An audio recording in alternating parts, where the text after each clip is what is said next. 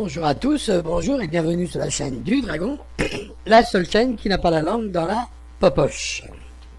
Alors aujourd'hui, nous allons regarder un peu les hausses de prix, le pourquoi de la hausse, le comment elle est venue, comment est venue l'idée. Voilà, l'idée de certaines choses, comme la baisse à 80 km/h et l'idée de la hausse des prix de payage. Alors bien sûr, on a vu que 1er janvier, notre grande surprise, pas trop parce que je vous avais déjà fait une vidéo sur les hausses en France par rapport à l'économiste, à la page de l'économiste. Je vous avais dit que la voiture allait augmenter et augmenter de beaucoup.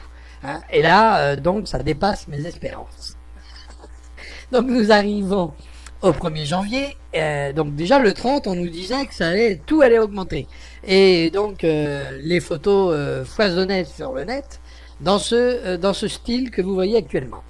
Alors, je vais pas m'attarder sur la photo, malgré que le Monde a décidé que c'était un fake news, beaucoup de choses là-dedans. Mais bon, allez voir, vous verrez, ils se sont pas trompés de beaucoup, je vous le dis tout de suite.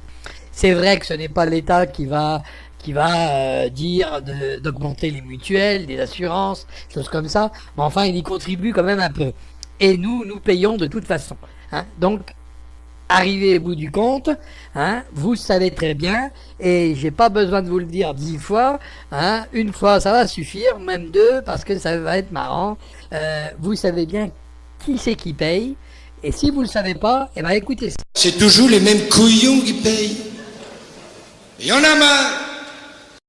Alors oui, il y en a marre. Alors je vais pas m'attarder sur tous les pourcentages qu'il y a à l'écran. Je vais plutôt vous parler de la voiture en elle-même, de la voiture. Carburant, 12%. On sait que les 12%, c'est pas ça, c'est 6 pour le gasoil et 3 pour l'essence. On additionne les deux, ça nous fait du 9. C'est tout neuf. Mais si on met la carte grise, si on met tout ça, la voiture elle commence à revenir chère. Et puis donc on digère le carburant en mois de janvier. Alors je m'attarde pas sur toutes les augmentations, ça va venir au fur et à mesure de cette vidéo. Donc comme ça vous le saurez.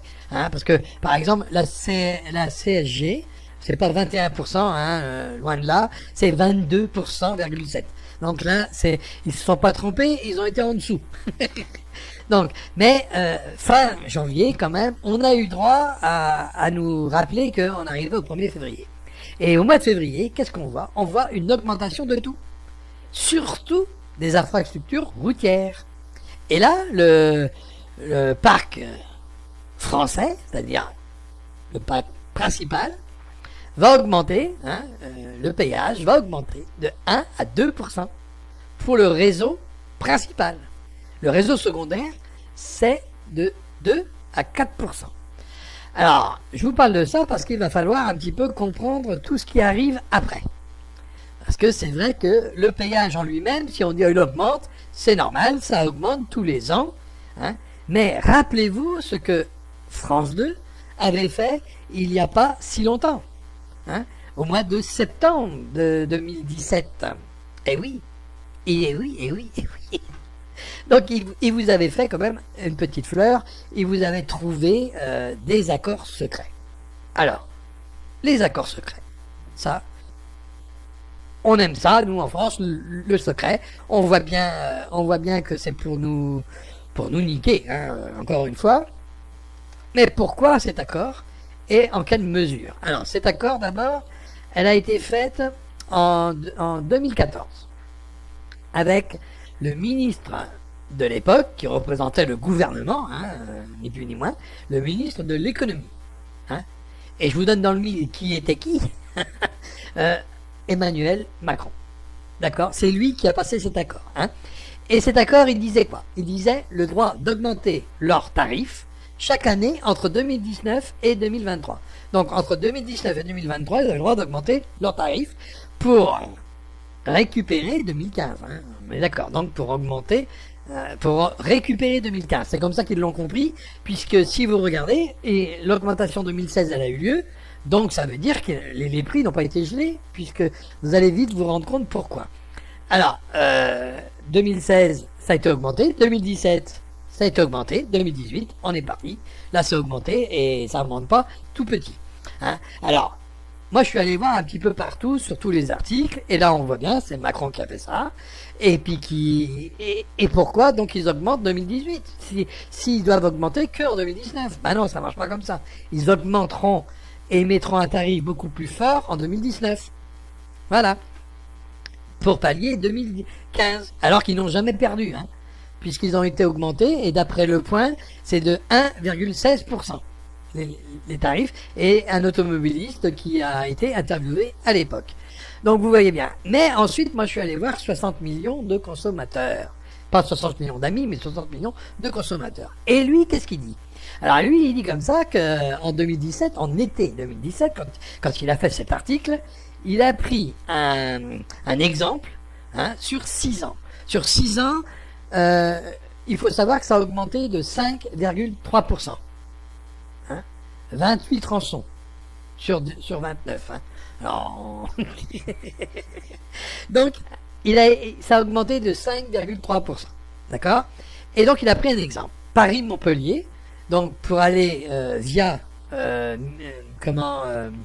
Vierzon, via, bien sûr, le viaduc de Millau.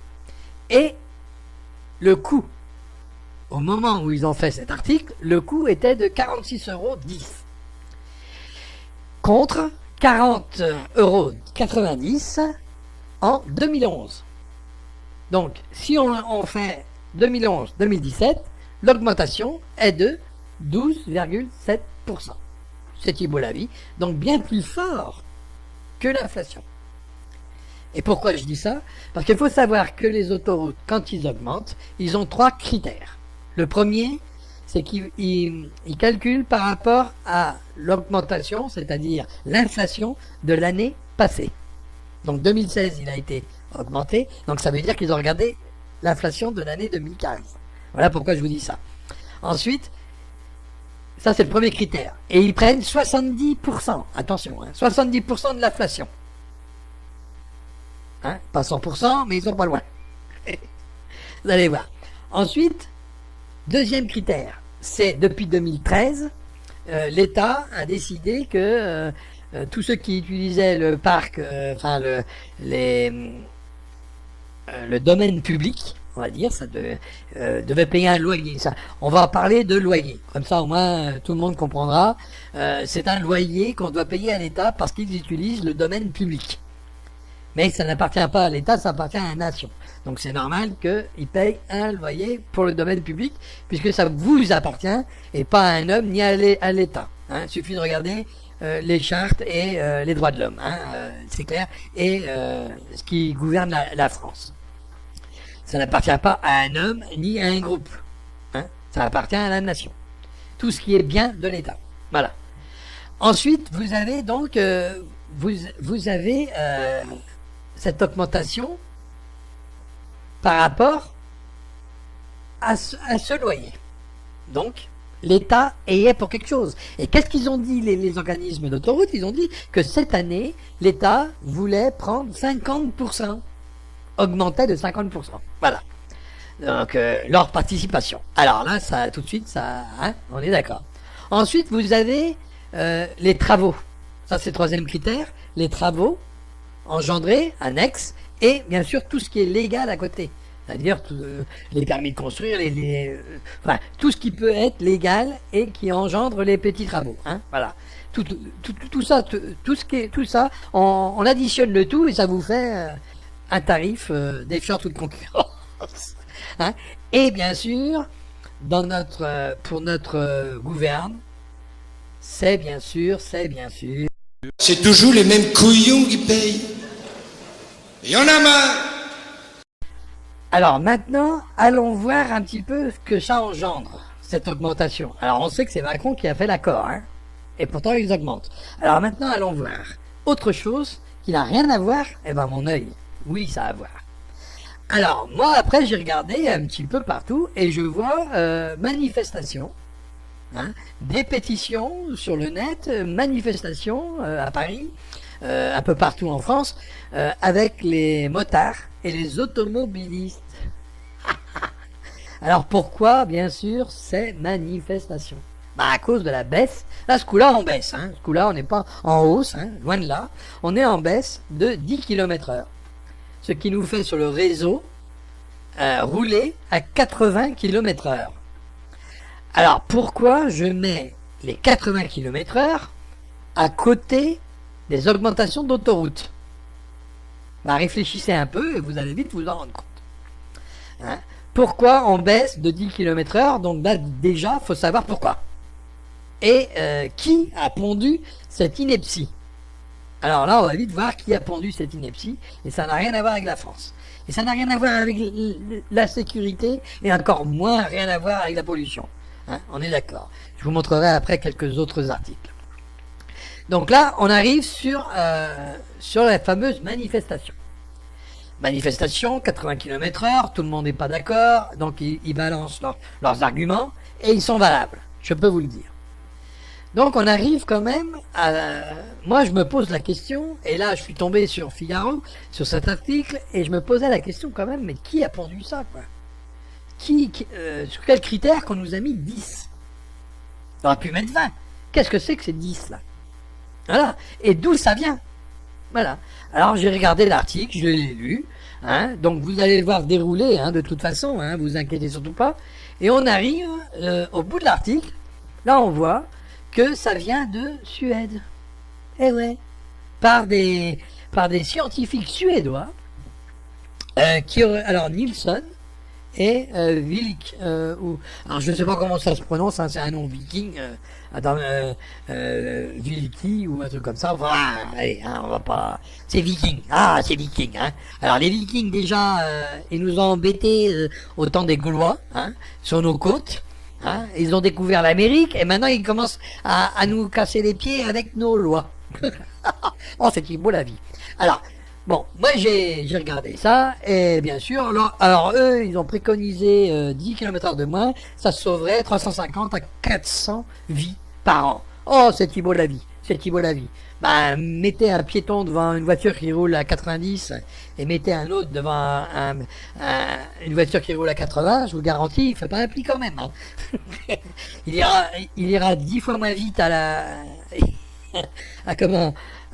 l'hôpital, mais il ira quand même. Hein. Oh là là là. Et il nous raconte des conneries. Mais enfin, bon. Hein. Et bien sûr que ça va engendrer beaucoup de choses. Alors, d'abord, commençons par voir qui nous a pondu ça. Donc, des Suédois. Mais des Suédois, alors moi je me suis posé la question. J'ai déjà été en Suède, j'ai déjà été en Danemark, j'ai déjà été un peu partout. Mince, quoi, je dis, la Suède, c'est quand même pas la même chose que la France, quoi. Eh oui, hein. Donc la Suède, allons voir déjà où elle est. Où elle est sur la carte du monde. D'accord? Alors la Suède, elle n'est pas au sud, hein. On voit bien que c'est pas au sud. Ah, dame, là, c'est clair. On voit bien que là, on n'est pas sur la Méditerranée, hein. On est d'accord. Même si c'est pas marqué en français, on n'est pas sur la Méditerranée. Hein, je vous l'affirme. Donc c'est bon, la Suède, elle n'est pas là. Elle est plutôt vers le froid là-haut, hein. Donc de comparer un petit peu ce qui se passe en Suède en hiver et ce qui se passe en France, ça fait beaucoup de conneries là. Alors déjà, ça commence par la connerie. Et la connerie, elle est grosse, elle est forte. Hein. Ensuite, si on regarde un petit peu les villes et les routes et l'état des routes suédoises. Alors attention, et je ne dis pas que l'état des routes est mauvaise. Hein. Je vous parle de l'hiver. Alors c'est vrai que les villes là sont tellement propres qu'elles sont blanches. Vous avez vu sur les trottoirs, c'est tellement propre que c'est blanc. Eh oui, c'est pas la neige, non, c'est du blanc. C'est parce qu'ils ont tout nettoyé. Un monsieur propre sûrement. Hein. Donc vous voyez, ils se foutent de nous là. Comment voulez-vous rouler à 80 vous là-dedans? Hein. Donc vous ne pouvez pas, vous faites attention. Hein. Vous êtes plus près des 20 ou 30 km/h que des 80, hein. Moi je vous le dis tout de suite. Alors bien sûr en ville vous roulez pas à cette vitesse-là, hein. On est d'accord. Mais sur la route, si en ville c'est comme ça, avec du sel partout, en route, sur la route ça doit être quelque chose quand même. Alors bien sûr ils ont des structures beaucoup plus importantes que les nôtres, ils ont des chasse-neige, ils ont tout ce que vous voulez. Mais l'hiver, merde, en Suède, c'est ça. Voilà. Hein, quand vous partez en vacances en Suède, bah, ça vous donne ça. En hiver, quoi. Excusez-moi, vous n'allez pas rouler à 90 hein, ou 100 km/h là-dessus. Hein. Une plaque de verglas et vous êtes content. Hein. Vous êtes d'accord. Donc il faut arrêter de nous prendre pour des jambons quand même. Hein. On n'est pas rendu à ce stade-là, nous. Hein, vous allez à Paris, même en plein hiver, il y a du verglas à certains endroits, et à d'autres endroits c'est tout sec. Hein. Ok, j'ai assez fait la route pour savoir que c'est pas partout comme ça. Hein, et c'est clair. Hein, qu'on vienne pas me raconter de conneries quand même. Hein. Et tous les routiers le savent. Hein, ok, il y a de la glace à certains moments, mais c'est pas tous les jours. Là en Suède, on est quand même dans des structures où il y a de la neige, où il y a de la glace, même avec un ciel super bleu. Hein. On est d'accord, c'est pas en train de fondre, hein, loin de là. Parce qu'il fait très froid. Donc ils font même des rallyes sur glace, sur neige. Certains pilotes français vont là-bas pour apprendre à rouler sur la neige correctement. Ils ont des circuits beaucoup plus grands que les nôtres. Alors, il faut arrêter là, faut arrêter.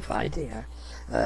Bon, on voit bien que là, c'est pas du blanc parce qu'ils ont nettoyé la route ou qu'ils ont nettoyé les champs. Hein, on est d'accord. Hein, c'est plutôt du blanc de neige et de glace et de froid. Hein. Donc, si on regarde toutes ces photos et toutes ces choses là, on se dit oui, la France à côté, c'est plutôt chaud. Hein, on est d'accord. Quand on regarde la dernière ville, la dernière photo, voilà, vous voyez, à côté il y a eu du sel, mais regardez entre les arbres, c'est quelque chose quoi. Hein. Donc, vous voyez ce qu'il y avait. Alors. Le gel là-dessus, et puis je vous garantis que vous roulez même pas à 10 km/h, hein, vous patinez à 10 km/h, oui. Donc il faut arrêter là de nous prendre pour des jambons et de comparer ce qui n'est pas comparable. Hein, voilà, ça c'est clair. Donc de prendre des scientifiques de Suède qui ont un climat pareil et d'appliquer ça pour la France, c'est complètement idiot. Déjà ça commence comme ça. Ensuite, j'ai voulu savoir pourquoi ils voulaient absolument faire ça. Puis après, je me rappelle que, merde, qu'est-ce que c'est que ces entreprises? Donc j'ai été voir un petit peu, qu'est-ce que c'est que ces entreprises françaises, autoroutières, par exemple. Et ben là, j'ai trouvé quelques articles, et ben là, je vous donne dans le mille. Alors là, je vais vous laisser écouter, parce que là, c'est intéressant d'écouter ça.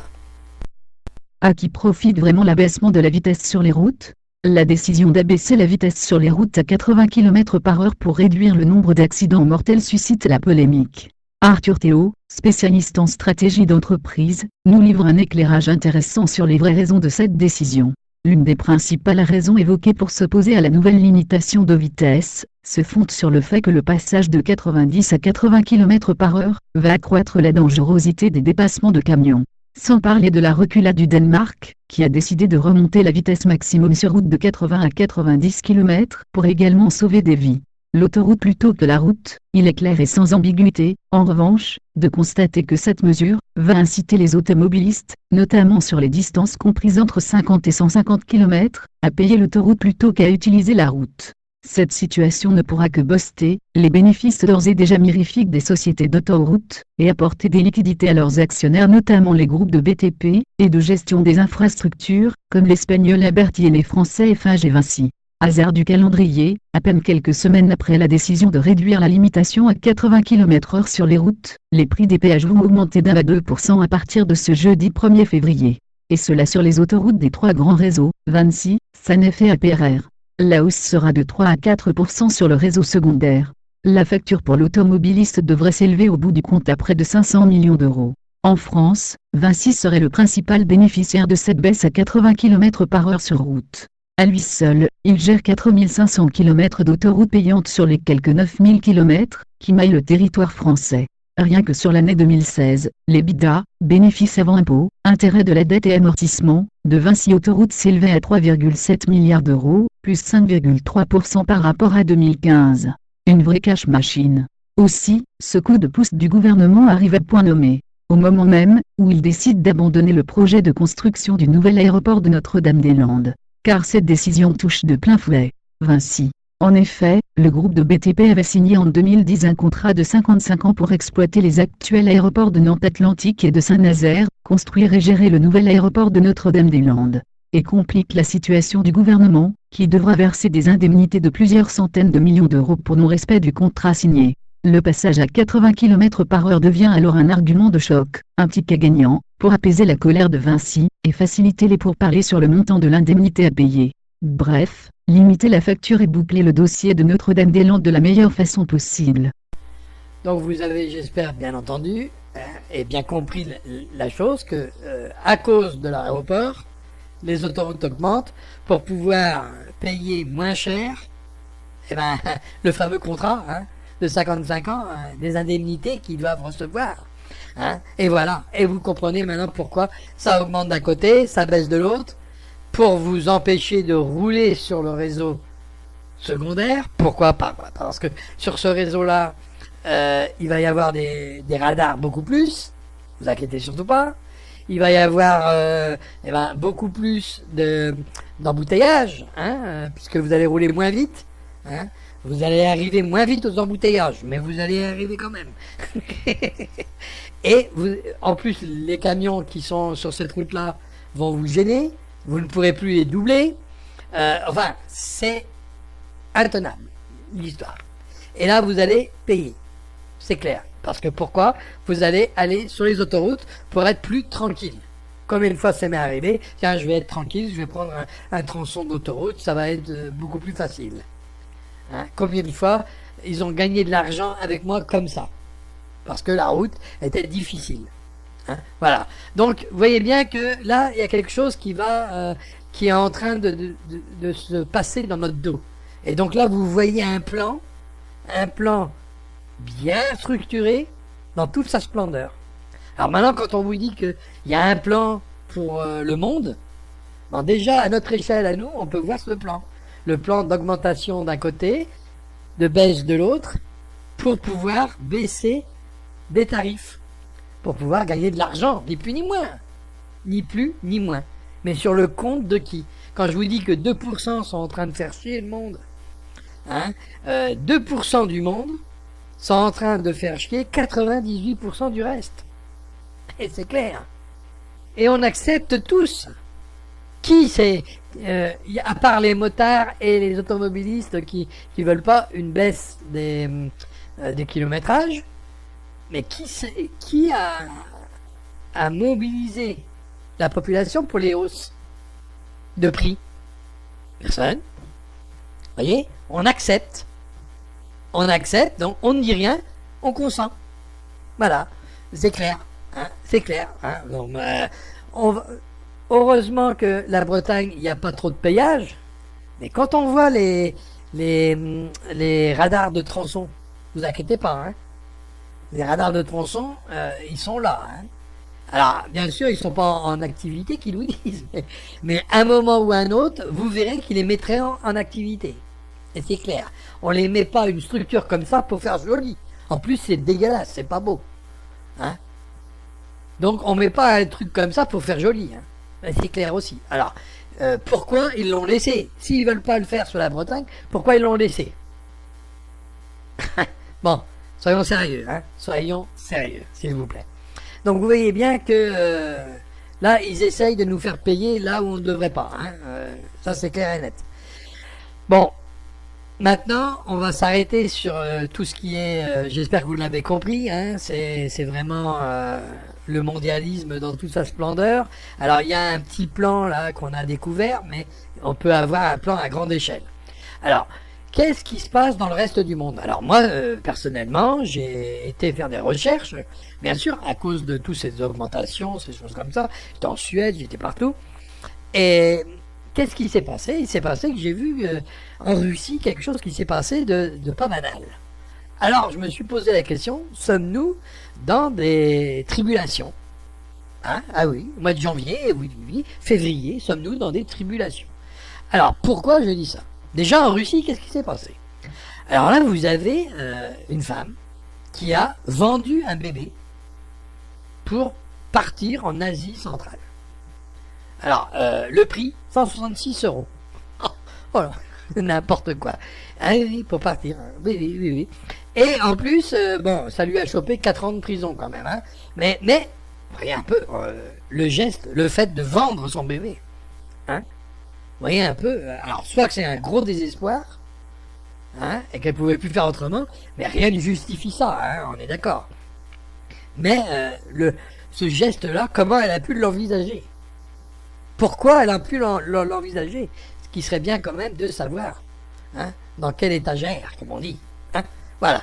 Alors ça, c'est pour la Russie. Et quand j'ai été sur les réseaux russes, qu'est-ce que j'ai vu? J'ai vu donc une rivière qui devient toute rouge. Sommes-nous dans l'Apocalypse?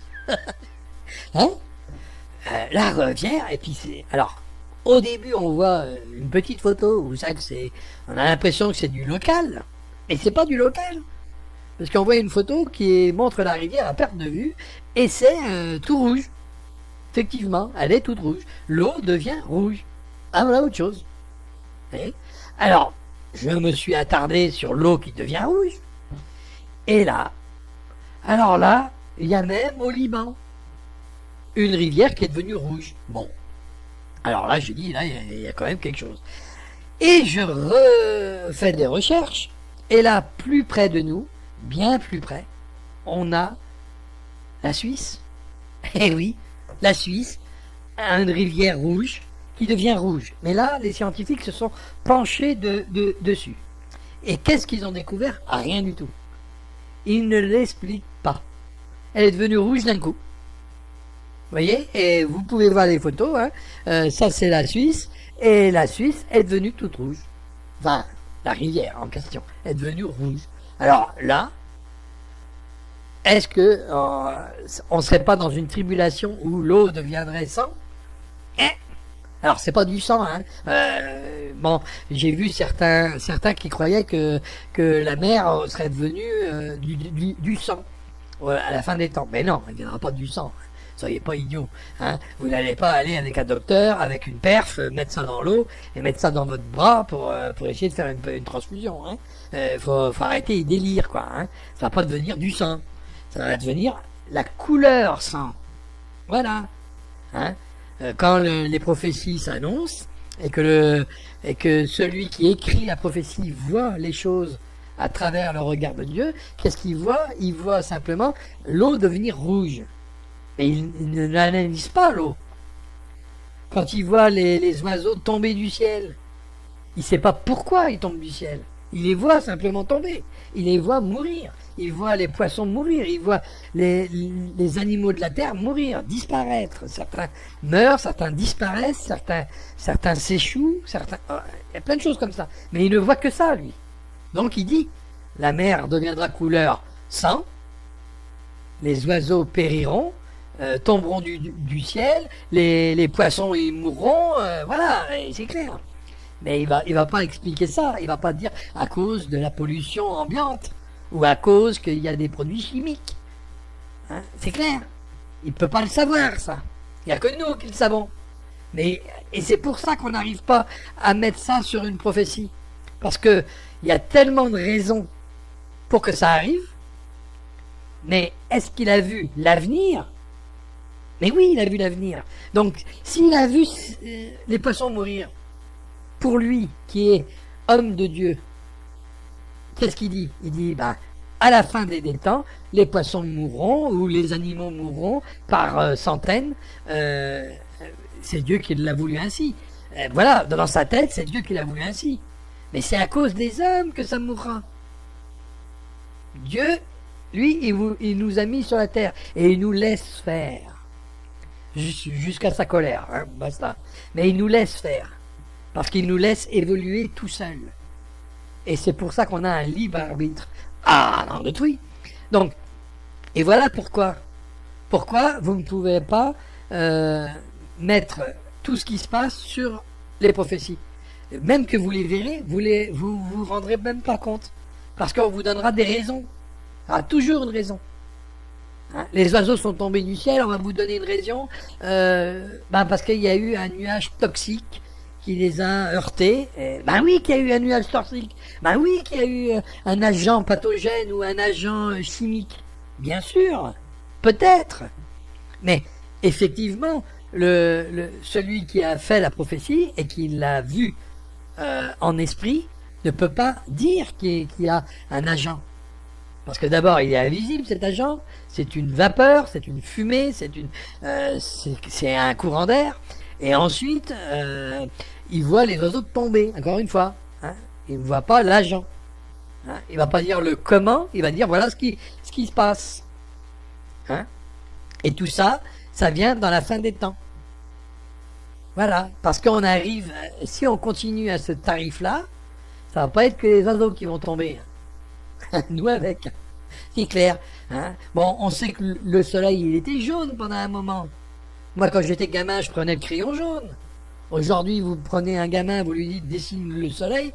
S'il le regarde comme ça, il va prendre un crayon blanc. Hein. Il va mettre un léger jaune autour. Hein. Et il va le faire plus blanc que jaune. Hein. Voilà. Bon. Pourquoi il devient blanc? Bon, ça c'est une autre vidéo, hein, on le sait, tout le monde, il y a assez de vidéos sur le net pour savoir pourquoi il devient blanc, à cause de l'atmosphère qui diminue. On nous dit que c'est le chantrail, on nous dit il y a harpe, on nous dit plein de choses, le blue bean, machin. Bon, on en a quand même là à foison, hein, des raisons et des pourquoi. Mais en réalité, il n'y a qu'une seule raison. Les prophéties s'annoncent, se passent et se font. Et la seule raison, c'est que l'homme est en train de se détruire par lui-même. Point final. La raison, c'est ça. C'est l'homme est l'ennemi de l'homme. Tant qu'on n'aura pas mis, et c'est pour ça qu'on vous dit que tant que l'homme ne comprendra pas qu'il ne peut pas se gouverner lui-même, hein, à chaque fois ça échouera. Voilà, c'est aussi simple. Enfin, simple. Mais ceux qui gouvernent ne veulent pas perdre ce qu'ils ont. Donc ils vont essayer à tout prix de garder ce qu'ils ont. Mais quand on comprendra que l'homme est l'ennemi de l'homme et qu'il ne peut pas se gouverner parce qu'il y a toujours des intérêts autres que celui de la vie, hein, regardez, vous mettez un Rothschild à vous gouverner. À votre avis, qu'est-ce qu'il fera en premier? Il regardera ses bénéfices. Et après, il verra les vôtres. Et si les vôtres sont un peu trop importantes, il essaiera de trouver un moyen de prendre ce que vous avez pour avoir des bénéfices. C'est un homme d'affaires. C'est sûrement pas un politicien qui voudrait, un philanthrope qui voudrait vous partir dans du social. Le seul social qu'il fera, ça sera que pour lui. Point final. Et oui, c'est ça. Parce que ce qu'ils ont, ils veulent le garder. Point final. Donc, les prophéties s'annoncent.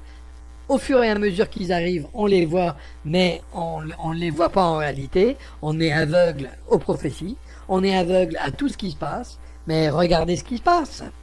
Alors, on regarde l'Arabie Saoudite, par exemple. Ah oui, l'Arabie Saoudite. Qu'est-ce qu'ils ont fait, l'Arabie Saoudite? Alors, premièrement, on entend parler, là, on voit que tout coûte cher. Ah, il y a quand même un des cavaliers qui nous parle de quelque chose qui devient très cher. Non? Vous l'avez déjà fait. Regardez dans la prophétie du cavalier noir. Hein? Ensuite, vous avez l'autre cavalier qui vous dit attention, il va y avoir des maladies. Mais dans Révélation, on vous dit, vous entendrez parler de guerre. Il y aura des bruits de guerre. D'accord? Et qu'est-ce que vous avez? Vous avez l'Arabie Saoudite, hein, qui a intercepté des missiles. Eh oui, eh oui, eh oui. Vous avez la Corée du Nord, que lui, il est capable de tirer surtout n'importe où dans le monde, maintenant. Mais quoi qu'il tire? Des bombes atomiques. Eh oui. Donc, excusez-moi de vous le répéter, mais, eh oui, ils s'en serviront des bombes atomiques. Eh oui. Parce qu'on ne fabrique pas quelque chose pour en faire un vase. Sauf si c'est un vase. D'accord? Hein? Avec des millions de dollars qu'ils ont mis pour les bombes atomiques, aujourd'hui, franchement, nos bombes atomiques à nous, même dans le monde entier, Hiroshima et Nagasaki à côté, c'est que des pétards mouillés.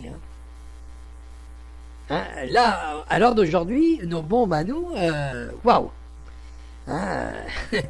Hein, c'est autre chose que ce qu'il y a eu dans les années 50, hein, dans les années 40, je veux dire, excusez-moi. Hein. Vous voyez?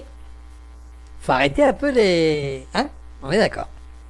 Donc, quand on voit ça, on se dit, faire attention quand même. On se dit, bah oui, mais... Alors, l'argent, elle est en évidence, elle est au-dessus des hommes. Là, on voit l'eau qui devient rouge. Alors, c'est local, c'est pas le monde entier, certes, mais c'est peut-être avant-coureur. Ensuite, on voit en Suisse, ça devient rouge aussi. Et là, ça n'a rien à voir avec la Russie. Donc, en Suisse. Ensuite, on voit quand même qu'il y a en Arabie Saoudite, il y a quand même des heurts. Il y a des conflits. On n'entend parler de guerre. En Syrie, n'importe où. Hein, et d'un coup, on nous dit, ben, la paix viendra-t-elle? Mais oui, vous l'entendrez. Vous entendrez parler de paix. Parce que tout arrive en temps et en heure. Regardez. Quand je vous ai dit, je ne savais pas à quelle époque on était, ben mince, on n'entend pas parler de guerre, là. C'est... Ah mais quand même. Hein, Trump, la Russie, la Chine, la Corée du Nord. Vous croyez que Trump, si jamais il attaque la Corée du Nord, que les Chinois et la Russie va rien dire? Ah, c'est un rêve, hein. C'est un rêve, hein. Un rêve tout debout, hein. Je vous le dis tout de suite. Donc, vous voyez bien qu'il y a un problème là. Il y a un problème. Alors maintenant, à vous de choisir dans quel camp vous êtes et regardez exactement ce que vous faites et ce qu'on vous dit. Hein. Alors, on peut se tromper. On a le droit de se tromper. Et je l'espère me tromper. Et qu'on n'est pas du tout dans cette optique-là. On n'est pas dans l'apocalypse. On n'est rien du tout. On est en train de vivre une vie de merde. Mais c'est le monde qui est merdique. Voilà. Sauf pour ceux qui sont des 2 ou 3%. Eh oui. Parce que les 2%, eux, ils sont quand ils vous restreignent dans votre voiture en vous disant allez à vélo, ça sera mieux, hein, eux, ils s'achètent des Ferrari. Quand ils vous restreignent pour partir en vacances et vous ne pouvez plus acheter le camping-car parce qu'il est un peu trop cher et qu'il consomme beaucoup trop, eh ben eux, ils y vont en avion. Eh oui. Et ils y vont, attention, et ils y vont même en bateau dans des palaces. Hein, leurs propres bateaux consomment 10 fois ce que vous consommez en un an. Et eux, ils consomment ça en une semaine. Hein. Hein, vous voyez, ce qu'il leur faut, il leur faut la terre entière pour eux. L'énergie, ils en ont besoin. Regardez Hulot, son petit bateau de merde, là, 12 mètres. Hein, tout en chewing-gum, là. Hein, avec le moteur qu'il a, il nous fait du 100 litres à l'heure. Alors maintenant, mettez ça sur un bateau de 18 mètres ou de 20 mètres, hein, pour un seul type, une seule famille, de richissimes. Hein.